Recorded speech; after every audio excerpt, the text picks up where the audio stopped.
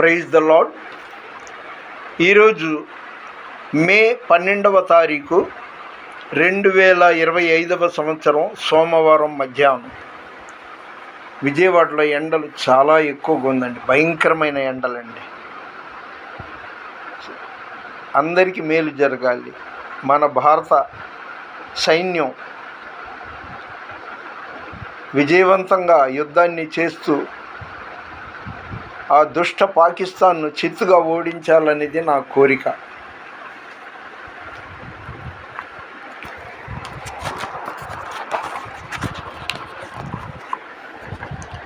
సర్వయుగములలో సజీవుడవు, సరిపోల్చగలనా నీ సామర్థ్యమును, కొనియాడదగినది నీ దివ్య తేజం. నా ప్రాణం నా ధ్యానం నీవే యేసయ్యా.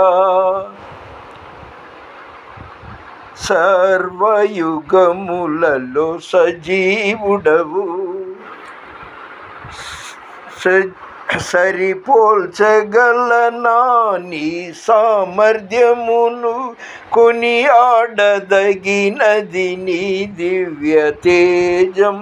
నా ధ్యానం నా ప్రాణం నీవే యేసయ్యా.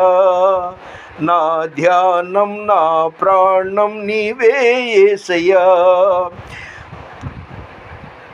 ప్రేమతో ప్రాణమును అర్పించినావు. నిజమే, ఆయన మనల్ని ప్రేమించి మన కోసం ఆయన ప్రాణాన్ని శిలువ మరణం ద్వారా అర్పించాడు. శ్రమల సంఖ్యలైన శత్రువును కరుణించువాడవు నీవే. ప్రేమతో ప్రాణమును అర్పించినావు. శ్రమల సంఖ్యలైన శత్రువును కరుణించువాడవు నీవే. శూరులు నీ ఎదుట వీరులు కారెన్నడు, జగతిని జయించిన జయశీలుడా. సర్వయుగములలో సజీవుడవు, సరిపోల్చగలనా నీ సామర్థ్యమును, కొనియాడదగినది నీ దివ్య తేజం. నా ధ్యానం నా ప్రాణం నీవే యేసయ్యా. నా ధ్యానం నా ప్రాణం యేసయ్యా. ఆ పేరులోనే పెన్నిది ఉంది. యేసు అనగా రక్షకుడు, ఇమ్మానుయేల్ అనగా దేవుడే మనకు తోడుగా ఉన్నాడు. మచ్చ ముడత డాగులేని దేవుడు. క్రైస్తవులతో ఆయన మీరు హత్యలు చేయండి, మీరు దొంగతనాలు చేయండి, మీరు మోసాలు చేయండి, మీరు వడ్డీ వ్యాపారాలు చేయండి, పరుల సొమ్ము ఆశించండి అని ఎక్కడా చెప్పలేదు. ఆయన కల్మషం మెరుగని కరుణామయుడు, దీర్ఘశాంతుడు. అటువంటి దేవుడిని అంగీకరించిన ఆరాధిస్తున్న వాళ్ళందరూ ధన్యులు. క్రైస్తవులపై మన భారతదేశంలో జరిగే దుర్ఘటనలు అన్నీ ఇన్ని కావు. పోలీసు వాళ్ళు అందరినీ అన్నట్ల ఎందరో ఉన్నారు నిజాయితీ పరులు, అంకిత భావంతో ఉద్యోగాలు చేసేవాళ్ళు ఉన్నారు. కానీ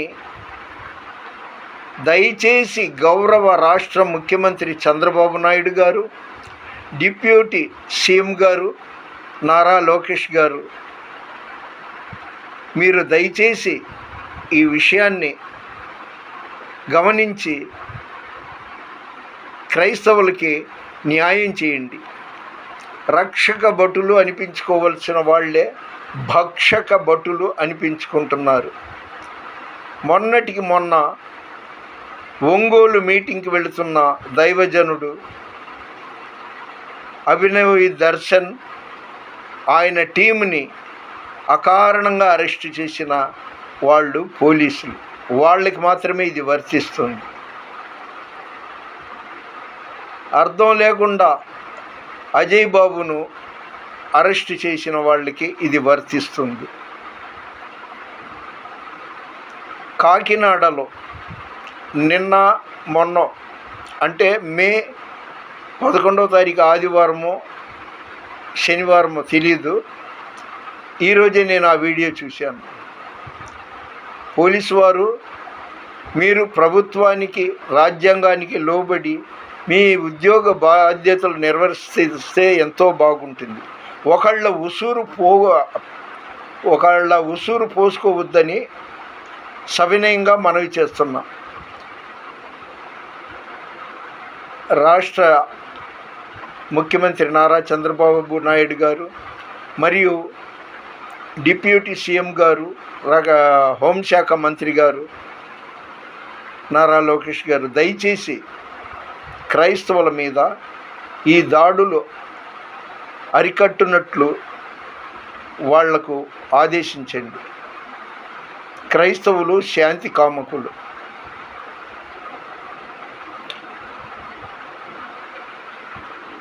కాకినాడలో ఆయన పేరు సమర్పణ్ గారు ఏదో ఉంది, పాస్టర్ గారి ఆయన తర్వాత ఒక ఆమె గర్భిణీగా ఉన్న స్త్రీల్ని పురుషుల్ని అయితే మోకాళ్ళు ఫోల్డ్ చేసి అరికాళ్ళ మీద రబ్బరు బెల్ట్ లాంటి వాటితో బీభత్సంగా కొట్టారంట. నోరు తెరిచి మాట్లాడకూడదని రాజ్యాంగంలో ఉందేమో, దాన్ని ఆచరిస్తున్నారా? అయ్యా, వాళ్ళు రక్షక భటులు అయితే బాగుంటుంది, భక్షక భటులు అవ్వకూడదు. అకారణంగా నేరస్తులు, దొంగలు, తాగుబోతులు ఇలాంటి వాళ్ళ మీద జులుం చూపించకుండా క్రైస్తవుల మీద వాళ్ళు దాడి చేస్తున్నారంటే కొంతమంది అంటున్నారు వాళ్ళు ఏమాత్రమో లంచం పుచ్చుకొని ఉంటారని. అది వాస్తవమా అవాస్తవమా నాకు తెలియదు, కానీ అకారణంగా ప్రార్థనలు చేసుకునే క్రైస్తవుల మీద ఈ కాకినాడలో జరిగిన సంఘటన చాలా బాధాకరంగా ఉంది. ఓట్లు వేసినప్పుడు మాతో ఓట్లు వేయించుకున్న నాయకులు ఎందరో స్పందించట్లేదు, పల్లెత్తు ప్రకటనలు చేయట్లేదు. ఇది న్యాయమా? మా దేవుడు ఏమంటున్నాడంటే, నిన్ను ముట్టినవాడు నా కంటి పాపను ముట్టినని సెలవిచిన దేవుడు కాచెను గత కాలం, ఇహలో కాచెను గత కాలం, కృపలను తలంచుచు ఆయుష్కాలమంతా ప్రభుని కృతజ్ఞతతో స్తుతింతు. దేవుడు గొప్పవాడు, మా దేవుడు సజీవుడు. ఇంకా చెప్పాలంటే నిన్ను నిందించిన వాళ్ళని, నిన్ను ఎవరైతే చేయి చేసుకున్నారో వాళ్ళు నిన్ను కాదు, అది క్రైస్తవుల్ని ఉద్దేశించి దేవుడు చెప్పిన మాట. మీకంటే ముందు నన్ను తిడుతున్నారు, నన్ను కొడుతున్నారు, భయపడొద్దు అని మా దేవుడు అంటున్నాడు. కంచే చేను మేసే సందర్భం, ఆ టైటిల్ ఈ వీడియోకి సరిపోతుందేమో. నేను ఎవరి మీద కోపం ద్వేషంతో చెప్పట్లేదండి. మీరు అరాచకాలు మానండి. ప్రభుత్వ ఉద్యోగం చేస్తూ జీతాలు తీసుకుంటూ రక్షక భటులుగా ఉండాల్సిన ఆ కాకినాడలో పోలీసులు, మంగళగిరిలో అభినయ్ దర్శన్ గారిని అరెస్ట్ చేసిన పోలీసులు అక్కడక్కడ ఉన్నారు. మీరు రక్షక భటులుగా మంచి పేరు తెచ్చుకోండి. అనవసరంగా క్రైస్తవుల ఉసురు మీ మీద పడేటట్టు చేసుకోకండి. ఇది నా అప్లికేషన్. దేవుని బిడ్డల్ని హింసించడం పాపం, శాపం. ఇంకా ఇంతకన్నా ఏమనట్లా. వాళ్ళు ఉసురు పోసుకోమాకండి. వాళ్ళు ప్రశాంతంగా ప్రార్థనలు చేసుకుంటున్నారు. వాళ్ళ మీద మీ దౌర్జన్యాలు, గర్భిణీ స్త్రీని కూడా తోసేయడమో ఏదో చేశారంట. ఇవన్నీ మానండి.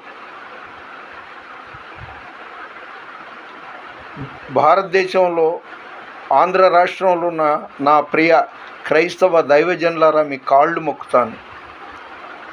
అన్ని డినామినేషన్లకు సంబంధించిన క్రైస్తవ విశ్వాసులారా, దయచేసి నా శిరస్సు వంచి మీ పాదాలకు నేను అభివాదం చేస్తున్నా.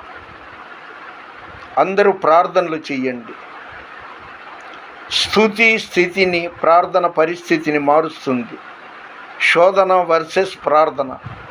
కాబట్టి ప్రతి క్రైస్తవులు ఐక్యమయ్యే సందర్భం వచ్చేసింది.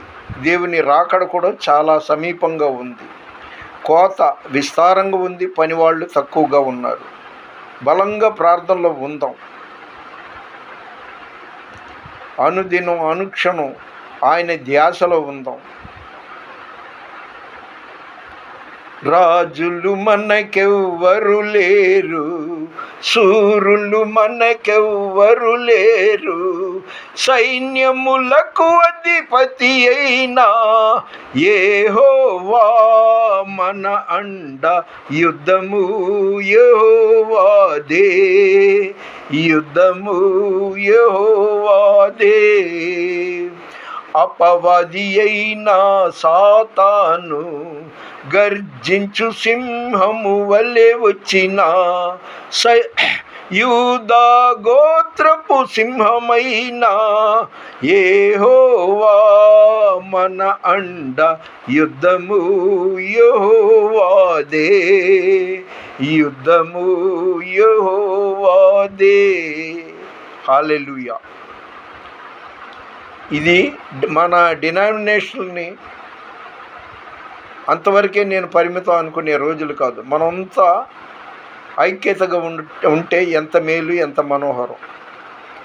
ఈ వీడియో చూస్తున్న మిమ్మల్ని, మీ కుటుంబాన్ని దేవుడు సమృద్ధిగా దీవించునుగాక. ప్లీజ్ దయచేసి లైక్ చేయండి, షేర్ చేయండి, సబ్స్క్రైబ్ చేయండి. ఈరోజు తారీఖు మే 12వ తేదీ 2025 సంవత్సరం, సోమవారం మధ్యాహ్నం. మన వినికిడిలో దేవుడు ఈ కొన్ని మాటలు దీవించునుగాక. దేవుని పరిచర్యలో మీ రత్నం ఫ్రాన్సిస్. God bless you.